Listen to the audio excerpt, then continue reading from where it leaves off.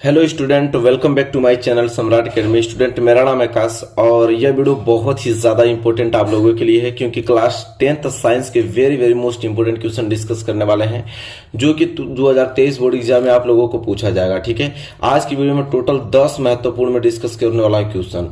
Total 10 question discuss करूंगा और वो सभी क्वेश्चन जो कि लगातार बोर्ड एग्जाम में पूछे जा रहे हैं, वो सारे प्रश्न जो कि उसको तैयार करके जा रहे हैं आप, तो बहुत ही अच्छा मार्क्स अचीव करके आएंगे। तो ये वीडियो आप लोगों के लिए बहुत ही ज्यादा इंपॉर्टेंट है। और एक चीज और बता दूं मैं आप लोगों को कि मैं हमेशा कहता हूं कि नोट्स आपको बनाते चलना। ठीक है, जितना भी क्वेश्चन मैं डिस्कस कर रहा हूं सबका नोट्स एक बनाना है प्रॉपर। ठीक है, उसी को रिवाइज करके जाना है क्योंकि इस बार टारगेट हम लोगों का 90% का। ठीक है, तो अच्छे से लिख के अच्छे से याद कर लेंगे तो सारे प्रश्न आपको फंसेंगे एग्जाम में और बेहतर नंबर ला पाएंगे आप। तो चलिए स्टार्ट करते हैं वीडियो को लाइक नहीं किए तो लाइक कर दीजिए। चैनल पे पहली बार आए हैं तो चैनल को सब्सक्राइब जरूर कर लीजिए। ठीक है, क्योंकि डेली आपको वीडियोस हर एक सब्जेक्ट की देखने को मिलेगी।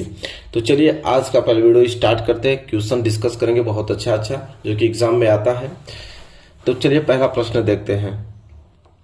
चलिए देखिए पहला प्रश्न क्या है। देखिए पहला प्रश्न यह है कि संतुलित रासायनिक समीकरण क्या है, रासायनिक समीकरण को संतुलित करना क्यों आवश्यक है। देखिए बहुत ही ज्यादा इंपॉर्टेंट क्वेश्चन है कि संतुलित रासायनिक समीकरण क्या है, रासायनिक समीकरण को संतुलित करना क्यों आवश्यक है। तो लिखेंगे कि संतुलित रासायनिक समीकरण वह है जिसके दोनों ओर प्रत्येक तत्व के कुल परमाणुओं की संख्या समान होती है। लगभग सभी रासायनिक अभिक्रिया द्रव्यमान संरक्षण के नियम का पालन करती है, अतः रासायनिक समीकरण को संतुलित करना आवश्यक है। ठीक है, इसका मतलब ये कह रहा है कि संतुलित रासायनिक समीकरण यह होता है कि जिनमें अभिकारकों की कुल परमाणुओं की संख्या उत्पादों में उपस्थित कुल परमाणुओं की संख्या के बराबर होता है, तब हम उसे कहते हैं कि यह जो समीकरण यह संतुलित है। अगर वो संतुलित नहीं है तो उसे संतुलित करते हैं। इसलिए करते हैं कि द्रव्यमान संरक्षण का नियम कहता है कि द्रव्यमान को न तो नष्ट किया जा सकता है न तो उत्पन्न किया जा सकता है। ठीक है, तो इसलिए हम उसको क्या करते हैं, संतुलित करते हैं। जैसे एग्जाम्पल में फॉर एग्जाम्पल मैं आप लोगों को बताऊं तो जैसे ये आपका हाइड्रोजन आपका गैस है और प्लस ऑक्सीजन भी आपका क्या है, गैस है। अब हाइड्रोजन भी गैस ऑक्सीजन भी गैस, इन दोनों गैसों से मिलकर बन गया आपका H2O जल जो कि लिक्विड है। तो देखिए इसमें हाइड्रोजन के 2 परमाणु है, ऑक्सीजन के 2 परमाणु है। तो देखिए तब इससे ये आपका अभिकारक कहलाएगा। तो अभिकारक में हाइड्रोजन के 2 परमाणु था, ऑक्सीजन के 2 परमाणु था, तो उत्पाद में भी हाइड्रोजन के 2 परमाणु है, अच्छी बात है, लेकिन ऑक्सीजन का 2 परमाणु नहीं है।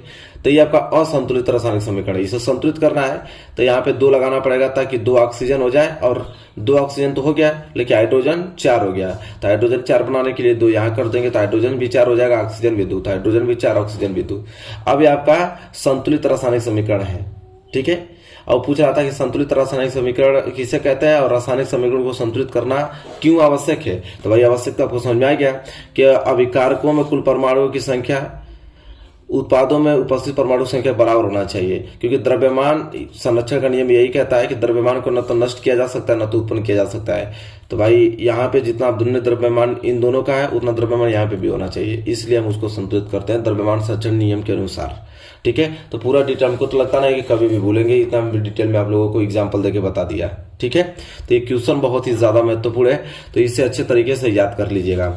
आगे की तरफ बढ़ेंगे। आगे के क्वेश्चन है कि धोने के सोडा एवं विरंजक चूर्ण के 2 प्रमुख उपयोग बताइए। ये प्रश्न बहुत ज्यादा इंपॉर्टेंट है, पूछता है कि धोने के सोडा एवं विरंजक चूर्ण के 2 प्रमुख उपयोग बताइए।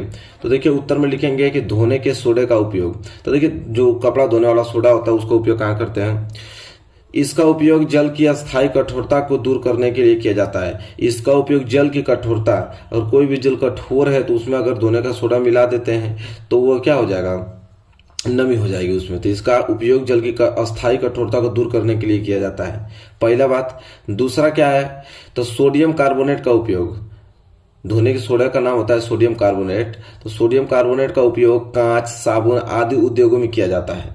ठीक है, तो ये तो आपका धोने का सोडा था।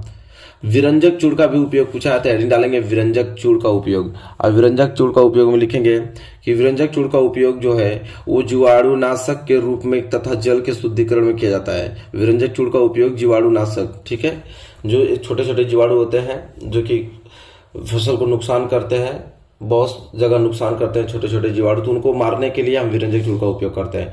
तथा जल की शुद्धिकरण में किया जाता है, जल को अगर शुद्ध बनाना है तो उसमें विरंजक चूर्ण मिलाया जाता है। ठीक है, तो दूसरा और क्या उपयोग है कि विरंजक चूर्ण का उपयोग ऑक्सीकारक के रूप में तथा चीनी को सफेद करने में किया जाता है। देखिए, विरंजक चूर्ण का उपयोग पहला ऑक्सीकारक के रूप में किया जाता है तथा चीनी के सफेद करने में किया जाता है। तो विरंजक चूर्ण का दो उपयोग हो गया, और उधर आपका सोडियम कार्बोनेट कपड़ा धोने का उपयोग हो गया, मतलब धोने के सोडा का उपयोग हो गया। धोने के सोडा का दो उपयोग, विरंजक चूर्ण का दो उपयोग। तो ये प्रश्न बहुत ज्यादा इंपॉर्टेंट है, ये दोनों प्रश्न आपको याद होना चाहिए। ठीक है, चलिए, तो दोनों प्रश्न क्लियर हो गया ना। तो ये प्रश्न याद करने बड़ी बात नहीं, उसको समझना जरूरी है। समझ गए तो फिर आप किसी प्रकार लिख देंगे एग्जाम में। ठीक है, चलिए, इसके बाद प्रश्न नंबर तीसरा देखिए, बहुत ज्यादा इंपॉर्टेंट है। क्या है, कह रहा है कि कॉपर की छड़ को सिल्वर नाइट्रेट के विलयन में डालने पर कुछ समय बाद विलयन का रंग नीला हो जाता है, विद्युत रासायनिक श्रेणी के आधार पर समझाइए। देखिए, होता क्या है इसमें, कह रहा है कि कॉपर की छड़ को जैसे ही सिल्वर नाइट्रेट के विलयन में डालते हैं तो कुछ समय बाद देखेंगे ना, तो विलयन का जो रंग हो जाता है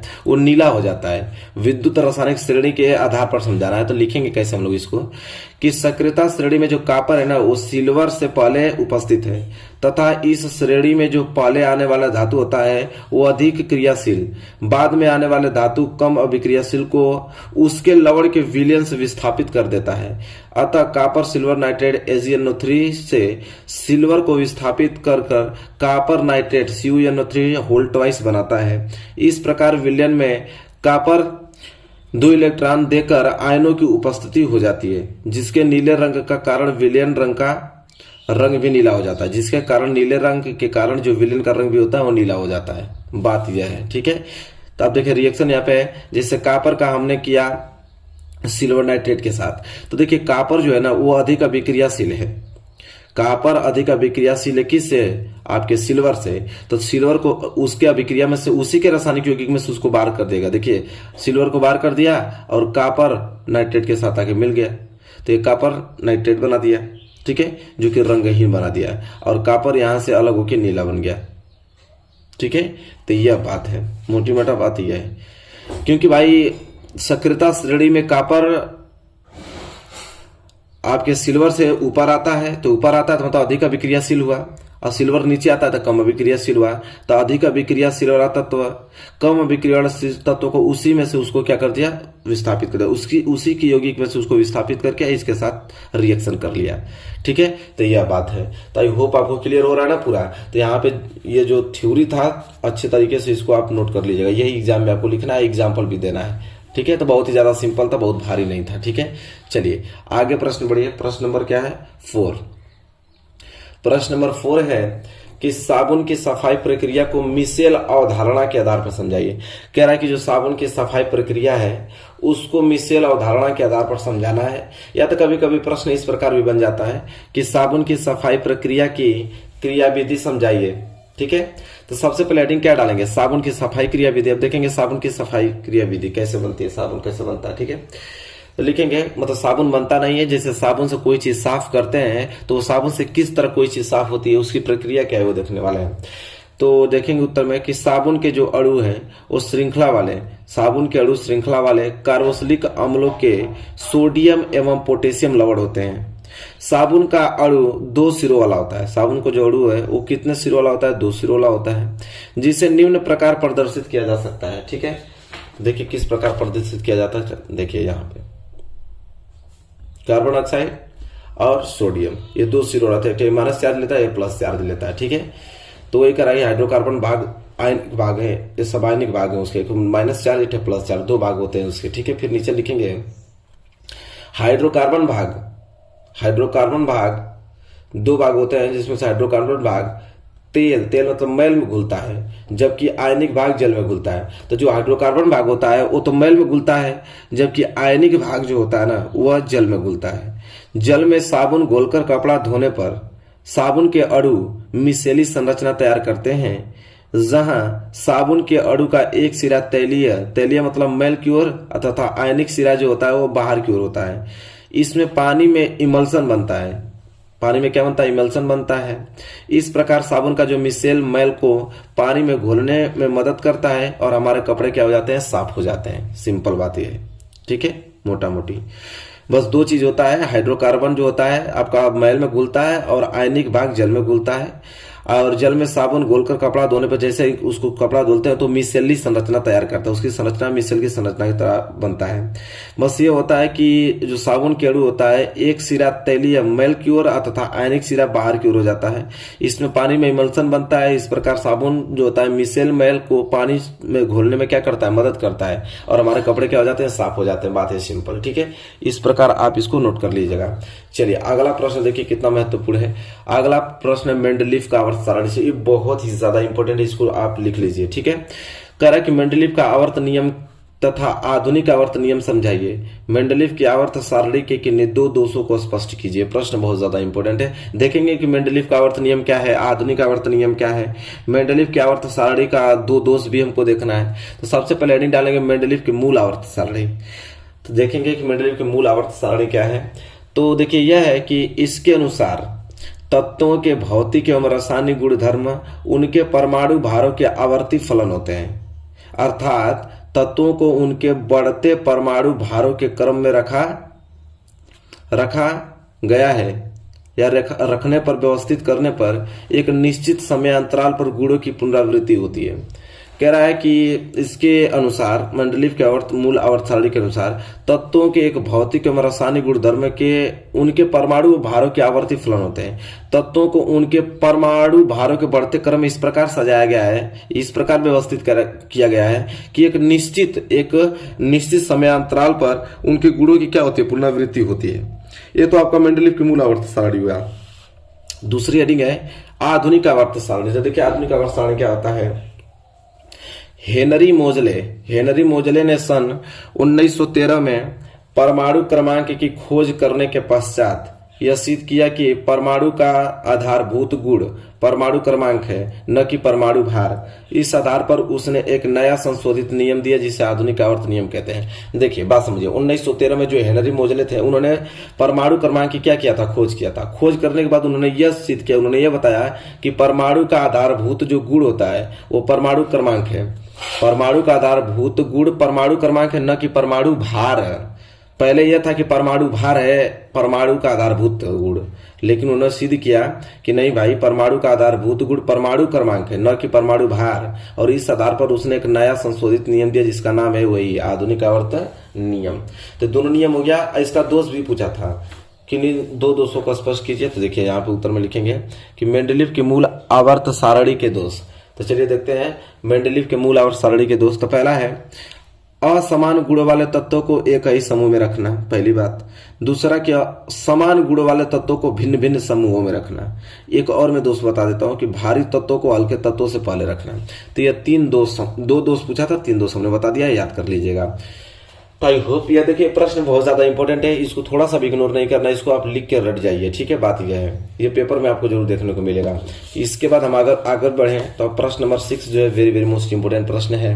प्रश्न नंबर 6 यह है कि मुख से लेकर अमाशय तक, देखिए अपने मुंह से लेकर अमाशय तक, पेट तक होने वाली पाचन क्रिया को प्रभावित करने वाले एंजाइमों के कार्यों का उल्लेख करना है। या तो प्रश्न कभी कभी इस प्रकार पूछता है कि पाचक एंजाइमों का क्या कार्य है। मतलब कह रहा है कि जब भी हम कोई चीज खाना खाते हैं तो जैसे मुख में डालते हैं और पेट तक जाता है, तो वहां से लेकर पेट तक जाने में कितने एंजाइम्स कार्य करते हैं, हमारे उस खाने में मिलते हैं, उनका जिक्र करना है, ठीक है। ये आपका लॉन्ग इंपोर्टेंट क्वेश्चन समझ लीजिए। तो देखिए किस प्रकार थ्योरेटिकल लिखेंगे हम लोग कि मुख से लेकर अमाशय तक अनेक एंजाइम स्रावित होते हैं, मतलब बहुत सारे एंजाइम स्रावित होते हैं जो भोजन के पाचन में क्या होते हैं, सहायक होते हैं, ठीक। मुख में देखिए, मुख में कार्बोहाइड्रेट का पाचन होता है। लार में एमाइलेज या टाइलिन नामक पाचक एंजाइम होता है, जो हमारे लार में एमाइलेज और टाइलिन नामक पाचक एंजाइम होता है जो मंड को शर्करा में परिवर्तित कर देता है। जो मंड मतलब कि जो हम लोग खा के लुगदी बनाते हैं भोजन को, वो मंड होता है, उसको किस में बदल देगा, शर्करा में बदल देता है। इसमें लाइसोजाइम भी होता है जो प्रतिजीवाणु कारक होता है। देखिए अमाशय के मध्य भाग में फंडिक ग्रंथियां उपस्थित होती हैं और यह जठर रस स्रावित करती हैं जिसमें पेप्सिन, रेनिन नामक एंजाइम होते हैं और यह श्लेष्म तथा ग्रेस्ट्रिन नामक हार्मोन्स भी स्रावित करता है, ठीक है। और यह हाइड्रोक्लोरिक अम्ल का भी स्रावित करता है जो कि जठर रस को अम्लीय माध्यम, जो कि पीएच मान 1.5 से 2.5 तक होता है, उसका प्रदान करता है एवं निष्क्रिय पेप्सिनोजन को सक्रिय पेप्सिन में बदल देता है। रेनिन दुग्ध प्रोटीन का पाचन करता है और पेप्सिन क्या करता है, प्रोटीन का पाचन करता है तथा लाइपेज वसा का पाचन करता है। तो देखिए यहाँ पे जितने भी आप वहां पे एंजाइम थे सबके कार्य हमने लिख दिया पूरा डिटेल से अच्छी तरीके से। बस एक बार नोट्स करके इसको अपना हाईलाइटेड जो भी आपका एंजाइम होगा उसको हाईलाइटेड कर दिया। जैसे पेप्सिन प्रोटीन का पाचन करता है, रेनिन दुग्ध प्रोटीन का पाचन करता है, लाइपेज वसा का पाचन करता है। और यहाँ आपके अमाशय में रेनिन नामक एंजाइम था, ग्रेस्टिन नामक एंजाइम था, हाइड्रोक्लोरिक अम्ल था, ठीक है, ये भी स्रावित करते हैं जो कि प्रतिजीवाणुओं को मारने में काम करते हैं, ठीक है। तो ये सभी चीजें मैं आप लोगों को बता दिया कि कौन से एंजाइम कार्य करते हैं, ठीक है। ये प्रश्न नंबर 6 था। इसके बाद प्रश्न नंबर 7 देखिए।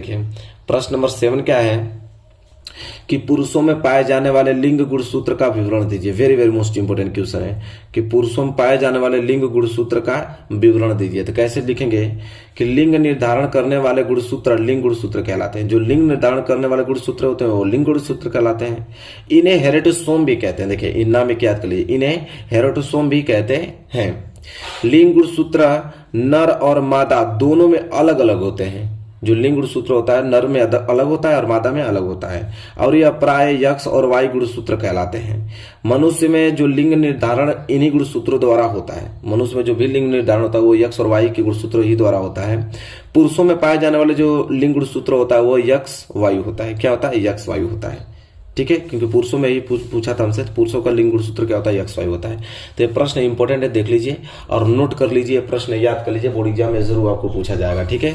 इसके बाद हम आगे बात करें तो अगला प्रश्न इंपॉर्टेंट प्रश्न है कि कापर ग्लास अयस्क से किस प्रकार तांबा विघलित किया जाता है, ठीक है। कह रहा है कापर ग्लास अयस्क से किस प्रकार प्योर तांबा हम लोग विघलित करेंगे, किस प्रकार प्राप्त करेंगे।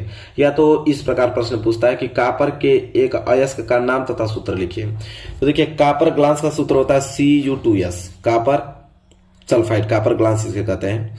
तो कापर ग्लास का सूत्र Cu2S।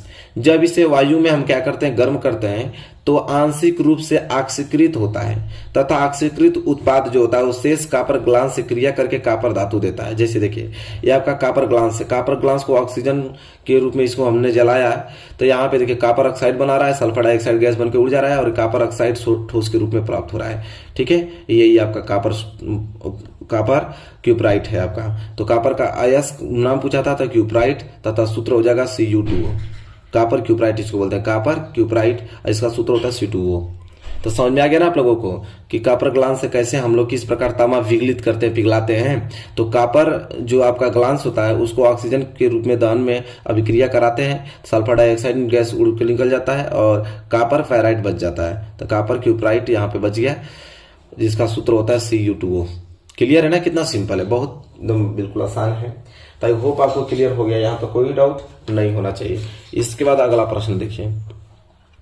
अगला प्रश्न यह है कि उत्सर्जन किसे कहते हैं, मनुष्य के शरीर में कौन कौन से उत्सर्जी अंग पाए जाते हैं। देखिए बहुत मोस्ट इंपोर्टेंट है, उत्सर्जन किसे कहते हैं और मनुष्य के शरीर में कौन कौन से उत्सर्जी अंग पाए जाते हैं, यह पूछ रहा है। सबसे पहले तो हम उत्सर्जन ही डालेंगे कि उत्सर्जन है क्या। तो देखिए जैव प्रक्रम जिसमें हानिकारक उपापचयी वज्र पदार्थों का निष्कासन होता है उत्सर्जन कहलाता है तथा उत्सर्जन को कार्यान्वित करने वाले अंग उत्सर्जी अंग कहलाते हैं। कह रहा है कि जैव प्रक्रम जिसमें हानिकारक उपापचयी वज्र पदार्थ का जो निष्कासन होता है उत्सर्जन कहलाता है तथा उत्सर्जन को कार्यान्वित करने वाले अंग उत्सर्जी अंग कहलाते हैं। और देखिए बहुत सारे उत्सर्जी अंग हैं, देखिए लिखा है यहाँ पे मनुष्य के शरीर में उत्सर्जी अंग निम्न है। कौन कौन, तो पहला वृक्क, वृक्क मतलब किडनी। अब देखिए किडनी का क्या कार्य है कि यह मुख्य उत्सर्जी अंग है। यह हानिकारक पदार्थों को रुधिर से छानकर पृथक कर लेता है तथा इन्हें मूत्र के रूप में बाहर निकाल देता है। किडनी का कार्य होता है कि आपके शरीर में आपके रुधिर से जितना भी हानिकारक पदार्थ होगा उसको पृथक करके अलग करके इन्हें मूत्र के रूप में बाहर निकाल देता है, किडनी का कार्य होता है। दूसरा त्वचा जो कि स्किन होता है, इसका क्या कार्य होता है, यह आपका उत्सर्जन अंग है। तो त्वचा स्किन यह उत्सर्जी पदार्थों को पसीने के रूप में मुक्त करता है। आपके शरीर में जितने भी पदार्थ हैं, ठीक है, उसको पसीने के रूप में उसको बाहर निकलता है। जो खराब पदार्थ है पसीने के रूप में वो बाहर निकल जाता है। फिर यकृत आता है, लीवर, लीवर का क्या कार्य होता है, तो यह उपापचय के फलस्वरूप बने हानिकारक पदार्थों को कम हानिकारक पदार्थों में बदलकर उत्सर्जन में सहायता करता है। मनुष्य में यकृत अमोनिया को यूरिया में बदलता है। कह रहा है कि जो हानिकारक पदार्थों को कम हानिकारक पदार्थों में बदल देता है, उत्सर्जन में सहायता करता है, उसका सहायता करता है। और मनुष्य में जो यकृत होता है, यकृत अमोनिया को यूरिया में बदलता है, यह यकृत का कार्य हो गया। और चौथा फेफड़ा होता है, लंग्स। तो फेफड़ा क्या होता है कि यह कार्बन डाइऑक्साइड का उत्सर्जन करता है। सिंपल, फेफड़ा क्या करता है, कार्बन डाइऑक्साइड उत्सर्जन छोड़ता है। ठीक है, तो जानते हैं आप लोग। चलिए प्रश्न नंबर 10वां भी क्लियर, अरे प्रश्न नंबर 9 भी क्लियर हो गया। प्रश्न नंबर 10वां देखते हैं। देखिए प्रश्न नंबर 10वां लास्ट प्रश्न है, बहुत ही ज्यादा इंपॉर्टेंट है। क्या है कि परागण क्या है या कहाँ पाए जाते हैं, विभिन्न प्रकार के परागण का उल्लेख कीजिए। बहुत ही ज्यादा इंपॉर्टेंट, बताना कि परागण क्या होता है और परागण कहाँ पाए जाते हैं और अलग अलग प्रकार के परागण का उल्लेख कर कीजिए, पूछा हमसे। तो सबसे पहले कहेंगे, लिखेंगे कि पादप में, पौधा में परागण जो होता है वो नर युग्मक होते हैं। जो पौधे में परागण पाया जाता है वो नर युग्मक होते हैं और यह पुंकेसर के फूले हुए भाग परागकोश में पाए जाते हैं। जो पुंकेसर का फूला हुआ भाग होता है उस भाग मतलब परागकोश में पाए जाते हैं। परागण के मुख्य रूप से दो प्रकार का होता है। जो परागण होता है मुख्य रूप से दो प्रकार, एक होता है स्वपरागण, एक होता है पर परागण। तो स्वपरागण क्या होता है कि किसी पादप के मुख्य के परागण, किसी पादप के पुष्प के परागकण उसी पुष्प के वर्तिकाग्र पर या उस पादप के किसी अन्य पुष्प के वर्तिकाग्र पर अथवा कायिक जनन द्वारा तैयार किए गए उसी जाति के किसी अन्य पादप के पुष्प के वर्तिकाग्र पर पहुंचने की क्रिया को स्वपरागण कहते हैं। देखिए आप लोगों को थोड़ा सा डिफिकल्ट सा आपको लगेगा इसका परिभाषा याद करने में, लेकिन हालांकि याद हो जाएगा कि किसी पादप के पुष्प के परागकण उसी पुष्प के वर्तिकाग्र पर या उस पादप के किसी अन्य पुष्प के वर्तिकाग्र पर अथवा कायिक जनन द्वारा तैयार किए गए उसी जाति के किसी अन्य पादप के पुष्प के वर्तिकाग्र पर पहुंचने की क्रिया को स्वपरागण कहते हैं। या तो उसी पुष्प के वर्तिकाग्र पर, या तो कोई अलग पौधे की पुष्प के वर्तिकाग्र पर, या तो इसी के अन्य पुष्प के वर्तिकाग्र पर पहुंचने की क्रिया को हम कहते हैं स्वपरागण। सिंपल, ठीक है। इसके बाद होता है पर परागण। पर परागण क्या है कि जब एक पुष्प के परागकण लैंगिक जनन द्वारा उत्पन्न उसी जाति के अन्य पादप के वर्तिकाग्र पर विभिन्न माध्यमों में पहुंचते हैं तो इसे पर परागण कहते हैं। पर परागण कीटों द्वारा, वायु द्वारा, जल द्वारा और जंतुओं के माध्यम से होता है। पर परागण कह रहा है कि जब एक पुष्प के परागकण लैंगिक जनन द्वारा उत्पन्न उसी जाति के अन्य पादप के वर्तिकाग्र पर विभिन्न माध्यमों में पहुंचते हैं तो इसे पर परागण कहते हैं। और पर परागण कीटों द्वारा और वायु द्वारा, जल द्वारा, जंतुओं के माध्यम से होता है। तो 10 प्रश्न हमने महत्वपूर्ण आप लोगों के सामने डिस्कस किया। यह प्रश्न बहुत ही काफी महत्वपूर्ण, ये प्रश्न सभी देखने को आपको एग्जाम में मिलेंगे। तो इन प्रश्नों को नोट कर लीजिए, ये सभी बोर्ड एग्जाम में पूछे जाएंगे। और वीडियो को लाइक कर दीजिए, शेयर कर दीजिए। चैनल पर नए हैं तो चैनल को सब्सक्राइब करके बेल आइकन को प्रेस कर लीजिए। मिलेंगे एक प्यारे से नेक्स्ट वीडियो में, तब तक के लिए धन्यवाद।